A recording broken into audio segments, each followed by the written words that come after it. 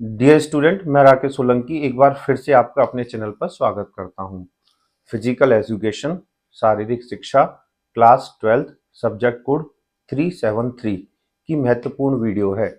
जैसा कि आप जानते हैं, इस पेपर में जो क्वेश्चन आएंगे टोटल आएंगे 38 क्वेश्चन आपके पेपर में आएंगे, जिसमें से 1 से लेकर 25 तक एमसीक्यू होंगे।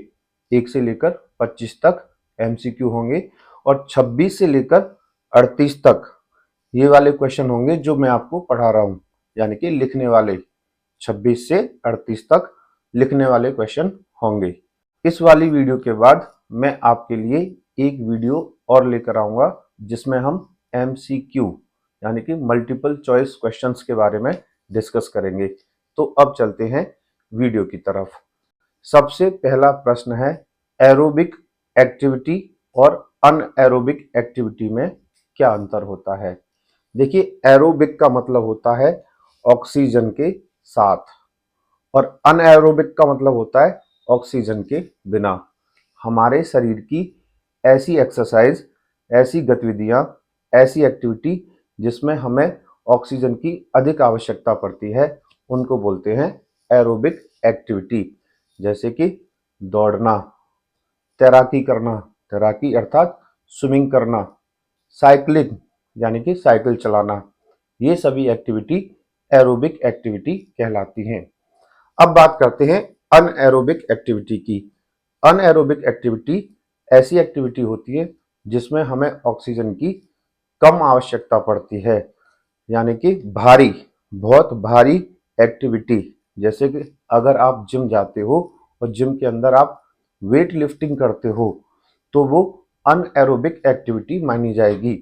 एरोबिक एक्टिविटी आप काफी लंबे समय तक कर सकते हो, यानी कि साइकिल आप 1-2 घंटे तक भी चला सकते हो, लेकिन अनएरोबिक एक्टिविटी आप काफी लंबे समय तक नहीं कर सकते, यानी कि वेट लिफ्टिंग आप लगातार 1 घंटे नहीं कर सकते।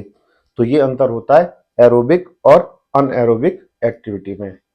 अगला महत्वपूर्ण प्रश्न है, इंट्राम्यूरल्स और एक्स्ट्राम्यूरल्स क्या होते हैं। देखिए, इंट्राम्यूरल्स यानी कि जब आप एक विद्यालय में पढ़ते हैं और विद्यालय के अंदर बहुत सारी खेल कूद की गतिविधियां होती हैं। अगर विद्यालय के अंदर एक ही क्लास के बच्चे दूसरी क्लास के बच्चों से कोई भी कंपटीशन करते हैं, यानी कि क्लास 10th का मैच है क्लास 12th के बच्चों के साथ, तो इसे बोलेंगे इंट्राम्यूरल्स। एक ऐसी एक्टिविटी जो एक ही विद्यालय के विद्यार्थियों द्वारा परफॉर्म की जाती है। कोई भी खेल कूद, कोई भी योगा, कोई भी एक्सरसाइज एक ही स्कूल के बच्चे करेंगे तो ये कहलाएगा इंट्राम्यूरल्स। हम किसी दूसरे विद्यालय के साथ कोई मैच, कोई प्रतियोगिता करवाते हैं तो इसे बोलेंगे एक्स्ट्रा म्यूरल्स। इंट्राम्यूरल्स यानी कि अपने ही विद्यालय में कोई भी मैच, कोई भी खेलकूद, कोई भी प्रतियोगिता का आयोजन। और एक्स्ट्रा म्यूरल्स जब हम किसी दूसरे विद्यालय के साथ, किसी दूसरे स्कूल के साथ स्टेट लेवल पर, डिस्ट्रिक्ट लेवल पर कोई भी प्रतियोगिता में शामिल होते हैं तो उसे बोलते हैं एक्स्ट्रा म्यूरल्स। अब बात करते हैं शारीरिक शिक्षा क्या होती है और शारीरिक शिक्षा का क्या महत्व है। शारीरिक शिक्षा यानी कि फिजिकल एजुकेशन अपने शरीर को साफ, स्वस्थ, सुंदर, मजबूत और लचीला बनाने के लिए जो भी हम ज्ञान प्राप्त करते हैं उसको बोलते हैं शारीरिक शिक्षा। शारीरिक शिक्षा किसी भी छात्र के लिए, किसी भी आम मनुष्य के लिए बहुत ही आवश्यक है। इसके द्वारा हम अपने आप को और अपने शरीर को बीमारियों से दूर रख पाते हैं। अब बात करते हैं शारीरिक शिक्षा के लाभ। शारीरिक शिक्षा के निम्नलिखित लाभ हैं। नंबर 1, सामाजिक विकास, यानी कि अगर आप स्वस्थ रहेंगे तो आपकी समाज में बातचीत यानी कि दबदबा बना रहेगा। शारीरिक विकास, शारीरिक विकास यानी कि आपका शरीर बहुत तेजी के साथ साफ सुथरा रहेगा और आगे बढ़ेगा, मजबूत रहेगा। मानसिक विकास, आपका दिमाग भी मजबूत रहेगा। और आर्थिक विकास, अगर आपका शरीर अच्छा है तो आप बीमारियों से दूर रहेंगे, जिससे आपके पैसे भी बचेंगे। तो ये थे शारीरिक शिक्षा के कुछ लाभ। अगला प्रश्न है, एक सफल खिलाड़ी के अंदर कौन कौन से गुण होने चाहिए? एक सफल खिलाड़ी के अंदर नैतिकता, ईमानदारी, वफादारी, सच्चाई, खेल के नियमों का पालन, साथी खिलाड़ियों के साथ अच्छा व्यवहार और अपनी जीत और हार को बर्दाश्त करने की क्षमता होनी चाहिए। सफल खिलाड़ी वही होता है जो अपनी जीत को और हार को अच्छी तरीके से अपनाता है और बर्दाश्त करता है, अपने खिलाड़ी साथियों के साथ अच्छा व्यवहार करता है, कोच की बातों को मानता है, खेल के नियमों का पालन करता है और बाकी अन्य गलत आदतों से दूर रहता है। यह एक सफल खिलाड़ी के गुण हैं। अगला प्रश्न है, योग करने के क्या लाभ हैं? योग यानी कि योगाभ्यास। आपने सुबह सुबह देखा होगा पार्कों में लोग योगा करते रहते हैं। तो योग करने के क्या लाभ हैं? योग करने के निम्नलिखित लाभ हैं। नंबर 1, बीमारियां दूर रहती हैं, अच्छी तरीके से भूख लगती है, शरीर फुर्तीला रहता है, चेहरे पर चमक रहती है, समाज में सम्मान मिलता है, डॉक्टर के पास नहीं जाते तो हमारे पैसे भी बचते हैं, नींद अच्छी तरीके से आती है, शरीर के अंदर सारे के सारे अंग, लिवर, फेफड़े, किडनी सारे के सारे स्वस्थ रहते हैं और उम्र लंबी होती है। यह सभी योग करने के लाभ हैं। अगला प्रश्न है, योग करते समय कौन कौन सी सावधानी बरतनी चाहिए? योग करते समय हमें निम्नलिखित सावधानी बरतनी चाहिए। नंबर 1, योग हमको खुले स्थान पर करना चाहिए। योग करते समय हमें हल्के ढीले ढाले कपड़े पहनने चाहिए, जीन्स वगैरह नहीं पहननी चाहिए। योग एक अच्छे कोच की निगरानी में करना चाहिए। अगर हमारी तबीयत खराब है, जैसे कि हमें जुकाम खांसी हो रखा है, तो उस समय हमें योग करने से बचना चाहिए। योग करने से पहले हम अच्छी तरह से साफ सुथरे यानी कि फ्रेश होने चाहिए। अगला महत्वपूर्ण प्रश्न है, स्कूल स्वास्थ्य प्रोग्राम, स्कूल हेल्थ प्रोग्राम। यह एक ऐसा प्रोग्राम होता है, यह एक ऐसा कार्यक्रम होता है जो हर एक स्कूल को अपनाना पड़ता है। यह है स्कूल की साफ सफाई से संबंधित। देखिए, इसके अंदर बहुत सारी सेवाएं भी आती हैं, जैसे कि स्कूल के अंदर चिकित्सा सेवा, यानी कि हर एक स्कूल के अंदर इतनी सुविधा जरूर होनी चाहिए कि अगर किसी बच्चे को चोट लग जाए तो उसका इलाज वहीं पर हो जाए, अगर चोट छोटी मोटी है तो।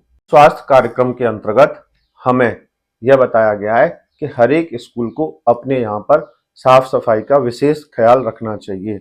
जैसे पानी की टंकी हर हफ्ते साफ होनी चाहिए, शौचालय यानी कि टॉयलेट हमेशा साफ सुथरा होना चाहिए, लड़कियों के लिए अलग शौचालय और लड़कों के लिए अलग शौचालय होना चाहिए। अगर दोपहर का भोजन बन रहा है विद्यालय के अंदर, तो वहां पर काफी साफ सफाई का इंतजाम किया जाना चाहिए, प्राथमिक उपचार की व्यवस्था होनी चाहिए और प्रत्येक कमरे में प्रतिदिन झाड़ू पोंछा होना चाहिए और कहीं भी विद्यालय के अंदर पानी, स्पेशली गंदा पानी इकट्ठा नहीं होना चाहिए, जिससे कि वहां पर मच्छर ना पनपे और विद्यालय के अंदर समय समय पर कीटनाशक दवाइयों का छिड़काव होना चाहिए, जिससे कि स्कूल के अंदर साफ सफाई बनी रहे और विद्यार्थियों को साफ सफाई के बारे में सजग करना चाहिए, जैसे उनके नाखून चेक करना, उन्हें ब्रश करने के लिए बोलना और अन्य शरीर से जुड़ी हुई साफ सफाइयों के बारे में बताना चाहिए। तो यह होता है स्कूल स्वास्थ्य कार्यक्रम, जिसके द्वारा स्कूल के अंदर विद्यार्थियों के स्वास्थ्य और बीमारियों का विशेष ख्याल रखा जाता है और यह कोशिश की जाती है कि स्कूल में पढ़ने वाले विद्यार्थी हर एक प्रकार की बीमारियों से बचे रहें। इसको बोलते हैं स्कूल स्वास्थ्य कार्यक्रम। अब बात करते हैं खिलाड़ियों को चोट से किस प्रकार बचाया जा सकता है। चोट या दुर्घटना से किस प्रकार बचाया जा सकता है? देखिए, जब खिलाड़ी खेल के मैदान में जाता है तो उसको बहुत सारी चोट लगती हैं और कई बार अभ्यास करते समय भी खिलाड़ी घायल हो जाता है। तो हम खिलाड़ी को किस प्रकार दुर्घटना होने से बचा सकते हैं? देखिए, नंबर 1, अच्छा प्रशिक्षक यानी कि एक अच्छा कोच होना चाहिए जो खिलाड़ियों को ये बताए कि आपको किस तरह से अभ्यास करना है। नंबर 2, खिलाड़ी को जो प्रैक्टिस करने के लिए इक्विपमेंट यानी कि उपकरण दिए जा रहे हैं वो अच्छी क्वालिटी के होने चाहिए। नंबर 3, खिलाड़ी पर अभ्यास करने के लिए कोई दबाव नहीं डालना चाहिए। हो सकता है किसी खिलाड़ी की तबीयत खराब हो और कोच उससे कह रहा है कि एक्सरसाइज करो, इससे खिलाड़ी को चोट लग सकती है। क्षमता से अधिक एक्सरसाइज नहीं करानी चाहिए और जो मैदान होता है, मैदान के अंदर कुछ भी ऐसा नहीं होना चाहिए जिससे खिलाड़ी को चोट लग जाए, जैसे कि लोहा या कांच। जब कोई खिलाड़ी दौड़ रहा है तो उसके पैर में कांच या लोहा लग जाएगा तो उसको चोट लग सकती है। इस तरह का कोई भी सामान खेल के मैदान में नहीं होना चाहिए। और सबसे बड़ी बात होती है, अगर किसी खिलाड़ी की उम्र हो रही है यानी कि वो बुढ़ापे की तरफ बढ़ रहा है तो उस पर अधिक दबाव न डाला जाए, इससे भी खिलाड़ियों को चोट लग जाती है। अगर खिलाड़ी को चोट लग जाती है तो उसे आराम करने का अवसर दिया जाना चाहिए। किसी भी घायल खिलाड़ी को दबाव न डाला जाए कि आपको मैच के अंदर परफॉर्म करना है। अगर हम उस पर दबाव डालेंगे तो भविष्य के लिए वह खिलाड़ी खेल नहीं पाएगा। इस तरह हम एक खिलाड़ी को चोट या दुर्घटना होने से बचा सकते हैं। अब बात करते हैं भोजन। खिलाड़ियों के लिए भोजन बहुत महत्वपूर्ण होता है। अब यहाँ पर 3 प्रकार का भोजन बताया गया है। अगर आप अपनी किताब में देखेंगे तो वहां पर 3 प्रकार का भोजन बताया गया है। सबसे पहले बताया है सात्विक भोजन। देखिए, सात्विक भोजन वो होता है जो फल आहार होता है, व्रत के दौरान साधु संतों द्वारा खाया जाता है और कम मात्रा में खाया जाता है, जैसे कि फल और दूध, दही। यह एक सात्विक भोजन है जो साधु संतों द्वारा व्रत के दौरान कम मात्रा में खाया जाता है। उसके बाद आता है राजसिक भोजन, राजा महाराजाओं का भोजन, जिसमें तरह तरह के पकवान, दूध, दही, मेवा, अन्य सामग्री मौजूद होती है और यह थोड़ा अधिक मात्रा में खाया जाता है। इसका मकसद होता है शरीर को मजबूत बनाना, ताकतवर बनाना, क्योंकि राजा महाराजाओं को तो वैसे ही ताकत की जरूरत होती थी, वो वैसे भी युद्ध में लड़ने जाते थे। तीसरा जो भोजन होता है वो होता है तामसिक। तामसिक भोजन क्या होता है? एक ऐसा भोजन जिसमें नशा, दारू, शराब, नॉनवेज, चिकन जैसे भोजन का प्रयोग किया जाता है और यह शरीर का नाश करता है, शरीर को बर्बाद करता है। इस तरह के भोजन को तामसिक भोजन कहा जाता है। भोजन 3 प्रकार के होते हैं, सात्विक, राजसिक और उसके बाद तामसिक। अब जो प्रश्न है काफी महत्वपूर्ण है, ओलंपिक मूल्य क्या होते हैं? देखिए, हमारे देश में या दुनिया में कोई भी खिलाड़ी अगर खेल के मैदान में जाता है तो उसका एक सपना होता है कि वो एक दिन ओलंपिक में हिस्सा ले और देश का प्रतिनिधित्व करे। जब भी कोई खिलाड़ी ओलंपिक में खेलता है या अंतर्राष्ट्रीय खेलों में खेलता है तो उससे एक अच्छे व्यवहार की उम्मीद की जाती है और इस व्यवहार को बोलते हैं ओलंपिक मूल्य। ओलंपिक मूल्य निम्नलिखित हैं। नंबर 1, मित्रता, यानी कि वो अपने साथी खिलाड़ियों के साथ अच्छा व्यवहार करे। निष्पक्षता, बिना किसी भेदभाव के अपने साथी खिलाड़ियों के साथ और अन्य खिलाड़ियों के साथ निष्पक्ष तरीके से पेश आए। राष्ट्रभक्ति, अपने देश के लिए बेहतरीन से बेहतरीन करने का प्रयास, यह एक ओलंपिक मूल्य होता है। सम्मान, खेल भावना का सम्मान करे, खिलाड़ियों का सम्मान करे, कोच का सम्मान करे और दूसरे राष्ट्रों का भी सम्मान करे। सम्मान की भावना भी ओलंपिक मूल्य का हिस्सा है।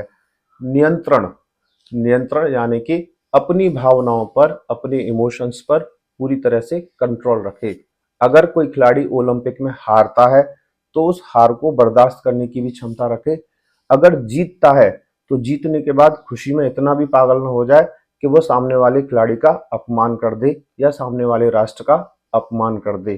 तो एक खिलाड़ी के अंदर ओलंपिक मूल्य के रूप में नियंत्रण, सम्मान, राष्ट्रभक्ति, निष्पक्षता, वफादारी, इस तरह के गुणों का होना आवश्यक है।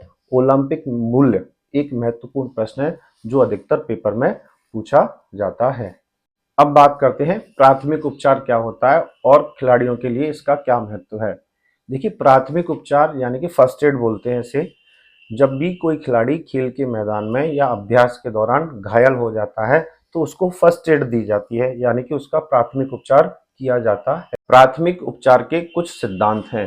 प्राथमिक उपचार तत्काल दिया जाना चाहिए, यानी कि तुरंत के तुरंत। आप प्राथमिक उपचार देने में बिल्कुल देर ना करें। नंबर 2, प्राथमिक उपचार देने के बाद उसको चिकित्सक यानी डॉक्टर के पास जरूर ले जाएं। प्राथमिक उपचार देने के बाद खिलाड़ी को आराम करने का पूरा अवसर दें और खिलाड़ी को आत्मविश्वास बढ़ाएं। उसको ये कहें, हाँ जी भाई ठीक हो जाओगे, कोई दिक्कत नहीं, आप चिंता मत करो, हम आपके साथ हैं, आप तो बहादुर हो। इस तरह अच्छी अच्छी बातें करें, आराम करने का अवसर दें, अच्छे उपकरणों का प्रयोग करवाएं और चिकित्सक के पास जरूर ले जाएं और प्राथमिक उपचार तुरंत की तुरंत दें, जिससे कि खिलाड़ी को जो चोट लगी है वो ज़्यादा गंभीर ना हो और समय रहते हुए उसका इलाज हो जाए। इसको बोलते हैं प्राथमिक उपचार, प्राथमिक उपचार के सिद्धांत और प्राथमिक उपचार की आवश्यकता। प्राथमिक उपचार के लिए एक पद्धति को अपनाया जाता है जिसको बोलते हैं प्राइस, PRICE। यहाँ पर P का मतलब है प्रिवेंशन या प्रोटेक्शन, प्राइस, और यहाँ पे R का मतलब है रेस्ट, PR। I का मतलब है आइस, आइस यानी कि बर्फ।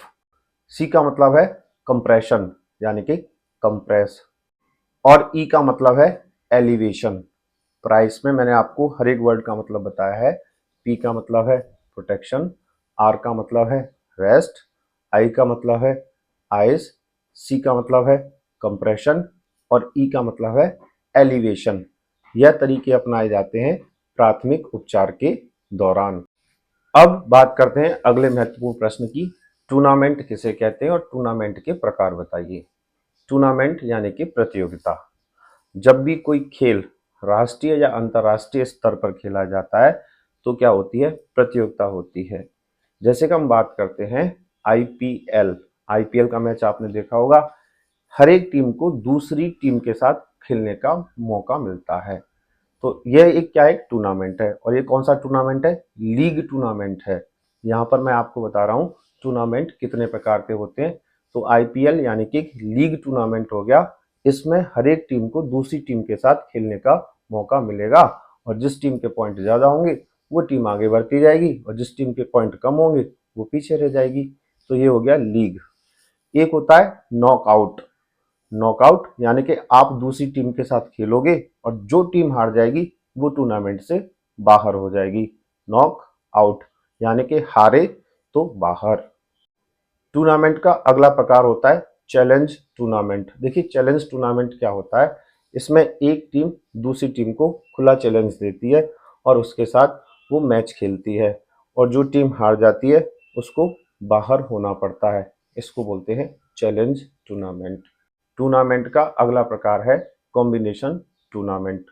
कॉम्बिनेशन टूर्नामेंट क्या होता है, जैसे कि आपके पास 8 टीम है और आपको वो खिलानी है, तो आपने क्या किया, 4-4 के 2 ग्रुप बना दिए। ये बना दिए आपने ग्रुप। अब क्या होगा, ग्रुप की जो टीमें होती हैं वो अपने ही ग्रुप की 3 टीमों के साथ मैच खेलेंगी। इस तरह वो वहां पर मैच खेलेंगी। दूसरे ग्रुप की टीम भी अपने ही ग्रुप के साथ मैच खेलेंगी। जो भी निकल के आएगा, जो भी विजेता निकल के आएगा, फिर उनको दूसरे ग्रुप की टीम के साथ मैच खेलना पड़ेगा। तो इसको बोलते हैं कॉम्बिनेशन टूर्नामेंट। टूर्नामेंट 4 प्रकार के होते हैं, league tournament, knockout tournament, challenge tournament और कॉम्बिनेशन टूर्नामेंट। अब बात करते हैं प्राणायाम क्या होता है। देखिए प्राणायाम ऐसी गतिविधियां होती हैं, ऐसी एक्टिविटी होती हैं जो हमारी उम्र को लंबा करती हैं, हमारी सांसों को लंबे समय तक बनाए रखती हैं। ऐसी एक्टिविटियों को हम बोलते हैं प्राणायाम। प्राण यानी कि शरीर को लंबा खींचने के लिए, उम्र को लंबा बढ़ाने के लिए, लंबे समय तक जीवित रहने के लिए जो भी एक्टिविटी परफॉर्म करते हैं, जो भी योगा अभ्यास करते हैं, उसको बोलते हैं हम प्राणायाम। डियर स्टूडेंट, मैं उम्मीद करता हूं आपको वीडियो समझ में आया होगा। सारे महत्वपूर्ण प्रश्न मैंने इस वीडियो में कवर कर दिए हैं। फिजिकल एजुकेशन को भी आप होम साइंस की तरह पॉइंट में ही लिखेंगे। अगली वीडियो जल्दी लेके आ रहा हूं एमसीक्यू के बारे में, टाइम से आपको वीडियो मिल जाएगी। वीडियो को देखने के लिए धन्यवाद। Thank you.